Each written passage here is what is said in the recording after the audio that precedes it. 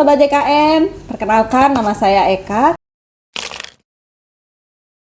Kali ini kita akan ngobrol santai, ngobrol seru, informasi update terkait program JKN. Nah, untuk kali ini itu kita akan ngobrol terkait screening riwayat kesehatan.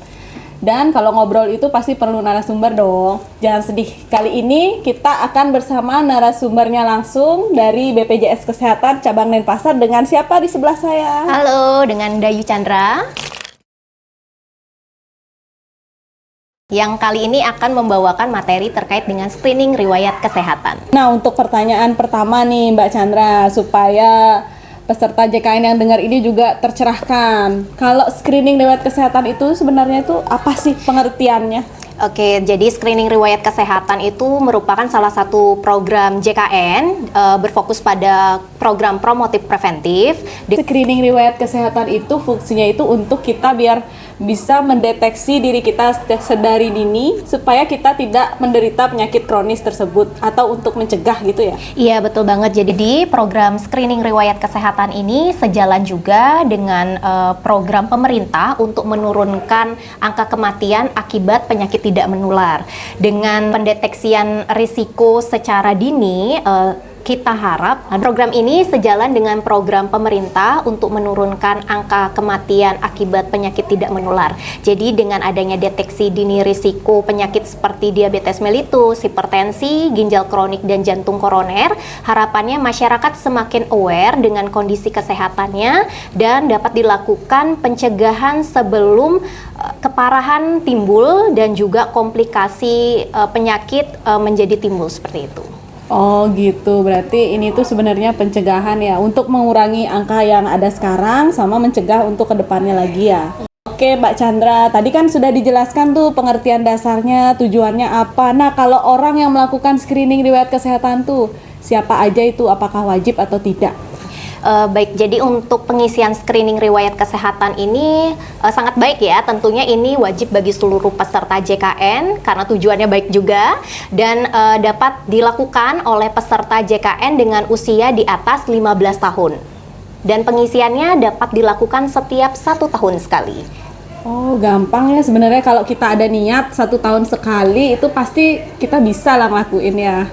Oke, berarti screening riwayat kesehatan ini sebenarnya sangat gampang ya, dilakukan cuma setahun 1 kali dan pengisiannya pun tidak memakan banyak waktu. Betul sekali, jadi untuk pengisian screening riwayat kesehatan sendiri itu bentuknya hanya mengisi pertanyaan-pertanyaan, memberikan jawaban dari pertanyaan yang terkait dengan pola konsumsi, kemudian kebiasaan-kebiasaan, kemudian ada resiko penyakit, dan juga penyakit yang diderita oleh keluarga seperti itu. Jadi untuk pengisian screening riwayat kesehatan ini sangat mudah, bentuknya seperti menjawab pertanyaan di mana pertanyaannya seputaran pola hidup, kemudian pola konsumsi serta risiko penyakit yang dialami atau riwayat penyakit yang dialami dan juga riwayat penyakit yang diderita oleh keluarga seperti itu. Oke, berarti pertanyaannya itu kita tidak perlu memutar otak ya Mbak Dayu ya untuk mengisi perjawaban dari pertanyaan-pertanyaan tersebut. Itu tuh pertanyaan cuma dari pola hidup, pola makan, dan konsumsi apa yang kita konsumsi setiap hari. Oh, jadi sudah tidak ada alasan lagi ya Mbak ya untuk tidak mengisi screening riwayat kesehatan. Karena selain caranya yang sangat gampang dan pertanyaannya pun pasti bisa dijawab oleh semua orang. Iya betul, karena itu kan kayak kebiasaan sehari-hari ya gitu. Selanjutnya pertanyaan saya ada lagi nih Mbak Dayu. Jika sudah dijelasin sama Mbak Chandra siapa yang wajib melakukan, kapan wajib melakukan screening riwayat kesehatan, dan apa aja list pertanyaannya. Nah, masih ada yang kurang nih. Mungkin Mbak Chandra bisa jelasin langsung di mana sih kita bisa mengakses tempat atau link atau apa untuk mengisi screening riwayat kesehatan ini. Jadi untuk screening riwayat kesehatan bisa diakses melalui fitur Mobile JKN. Di fitur Mobile JKN ada menu screening riwayat kesehatan. Nanti tinggal klik di sana bisa mengisi. Jadi untuk mengakses fitur screening riwayat kesehatan, yang pertama bisa diakses melalui fitur Mobile JKN. Di Mobile JKN itu ada fitur yang namanya screening riwayat kesehatan. Nah, ini dia screening riwayat kesehatannya di aplikasi Mobile JKN. Nah,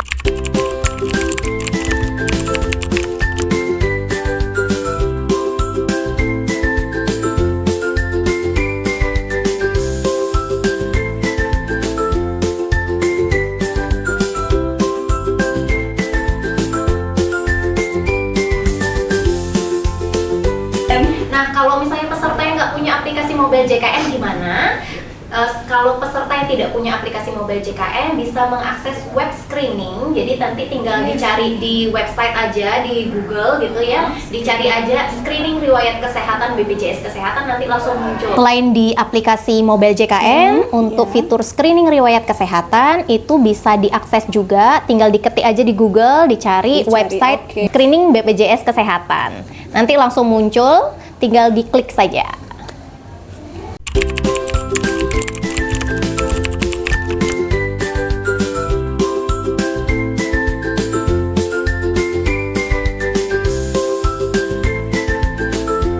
Selain mengakses secara mandiri website screening kesehatan, bila mana peserta tidak memiliki sarana prasarana untuk mengakses link tersebut, ketika berkunjung ke Vaskes terdaftar peserta, nanti bisa dibantu oleh petugas di FKTP untuk melakukan screening riwayat kesehatan, seperti itu. Nah, sudah dijelaskan ya Sobat JKN, kalau untuk melakukan screening riwayat kesehatan itu sangat mudah, bisa melalui 3 cara. Yang pertama lewat mobile JKN, yang kedua lewat website screening riwayat kesehatan, dan yang ketiga bisa dilakukan di Vaskes. Ya, betul. Oke. Nah, kalau kita sudah melakukan screening riwayat kesehatan, hasilnya itu sudah muncul resiko sedang, menengah, tinggi. Apa yang harus kita lakukan tuh jika ada resiko-resiko tersebut? Ya, jadi nanti hasil dari pengisian screening riwayat kesehatan itu ada 3. Yang pertama ada resiko rendah, ada resiko sedang, dan resiko tinggi. Kalau misalnya ini peserta mendapatkan resiko rendah, itu nanti ada anjuran untuk menjaga pola hidupnya, gitu ya. Kemudian kalaupun dia resiko sedang atau tinggi, nanti juga ada anjuran untuk mengunjungi Vaskes terdaftarnya, seperti itu. Jadi tetapi di luar itu ya Bapak Ibu semua, semisal resikonya dari hasil screening riwayat kesehatan itu resikonya rendah, tetapi Bapak Ibu memiliki keluhan kesehatan, itu tetap bisa berkonsultasi dengan dokter di FKTP, seperti itu. Berarti sudah jelas ya kita penjelasannya dari awal. Apa sih screening riwayat kesehatan itu, siapa saja yang wajib melakukan, kapan melakukannya, terus melalui apa, dan jika hasilnya ini harus seperti apa, sudah jelas sekali. Oke Mbak Chandra, berarti setelah kita melakukan screening riwayat kesehatan, jika kita mendapatkan hasil yang rendah, kita harus menjaga kembali, direview kembali pola makan kita dan rajin olahraga seperti itu ya. Nah, kalau misalnya hasilnya sedang atau tinggi, kan kita wajib ke Vaskes. Nah, dari Vaskes itu tindak lanjutnya itu seperti apa nanti? Semisal dari hasil screening riwayat kesehatan risikonya sedang atau tinggi, nanti peserta bisa berkunjung ke FKTP. Nanti di dokter FKTP tentunya akan melakukan pemeriksaan lebih lanjut. Jika diperlukan, nantinya ada yang namanya screening kesehatan lanjutan atau screening sekunder. Bentuknya, contohnya saja untuk peserta dengan resiko sedang atau tinggi diabetes mellitus, nanti bisa dilakukan pemeriksaan lanjutan berupa pemeriksaan gula darah puasa dan juga gula darah 2 jam setelah makan untuk menegakkan diagnosanya lebih lanjut, seperti itu. Jadi lebih tegak diagnosanya dengan screening kesehatan sekunder atau lanjutan tersebut. Nah, jadi begitu, sudah sangat jelas yang disampaikan oleh Mbak Chandra. Dan untuk para kaum milenial dan Gen Z, mumpung kita masih muda, ayo kita jaga pola makan, rajin olahraga, supaya kita tidak ada kemungkinan untuk terkena penyakit kronis itu. Nah, ini yang terakhir nih Mbak Chandra, ada yang mau disampaikan nggak buat para sobat JKN yang sudah menyimak obrolan kita tadi? Dipersilahkan. Jadi Bapak Ibu Sobat JKN, jangan lupa untuk melaksanakan screening riwayat kesehatan secara mandiri. Dengan melaksanakan screening riwayat kesehatan, kita tahu bagaimana resiko kesehatan kita dan kita dapat melakukan pencegahan sedini mungkin.